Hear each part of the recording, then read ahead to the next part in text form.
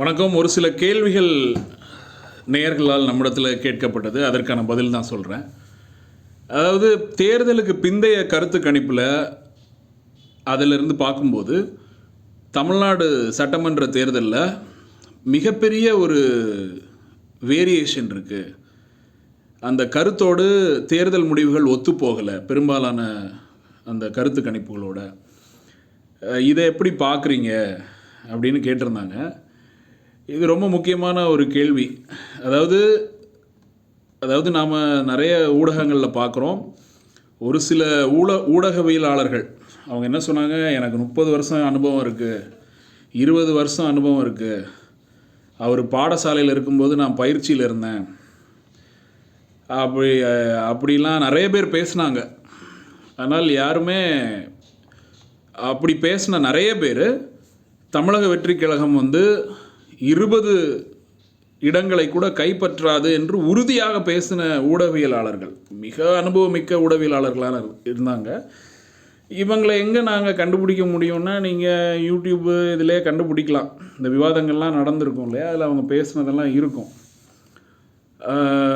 ஆகையினால ஒரு விஷயம் தெளிவாக இருக்குது.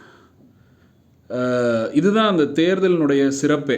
மக்களாட்சி முறையில் இந்த தேர்தல் ரொம்ப அழகானது, ரொம்ப சிறப்பானது.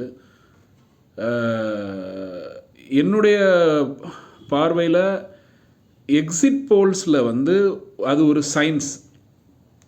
அதை சரியாக ஓரளவு துல்லியமாக பண்ண முடியும். ஆனால் இன்றைக்கு இது ஒரு வேடிக்கையாயிருச்சோ அப்படிங்கிறது தான், அப்படி தான் தோன்றுகிறது. பேசுவோம், போகிற வரைக்கும் பேசுவோம், ஏதோ 4 பேர்கிட்ட கேட்டுப்போம், நாமளே ஒரு கட்சி சார்போடு தான் இருக்கோம் அப்படின்று நினைத்து சில பேர் ஒரு கருத்து கணிப்பை கொடுக்குற மாதிரி தோன்றுகிறது. நாங்கள் அவர்களுக்கெல்லாம் வேட்பாளர் நான் தான் ஐடென்டிஃபை பண்ணி கொடுத்தேன், ஆகையினால. ஆனால் அப்படி அந்த மாதிரி பண்ணக்கூடிய ஒரு ஆள் நானே ப்ரெடிக்டும் பண்ணுறேன் அப்படிங்கும்போது அதை எப்படி ப்ரெடிக்ட் பண்ணாங்க? அவர்கள் எடுத்துக்கொண்ட அந்த குழுக்கள் உண்மையிலேயே பொதுமக்களை, அந்த பொது வாக்காளர்களை பிரதிபலிக்கிறதா, ரெப்ரசன்ட் பண்ணுதா, எடுத்த சாம்பிள் ரெப்ரசன்ட் பண்ணுதாங்கிறதெல்லாம் விவாதத்தில் இல்லை.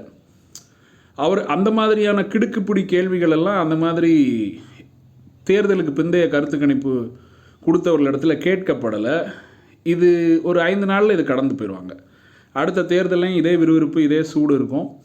அப்படி தான் தோன்றுகிறது. பொதுவாக ஒரு சில நேரங்களில் தான் அந்த எக்ஸிட் போலில் நிறைய கேள்விகள் இருக்கும்.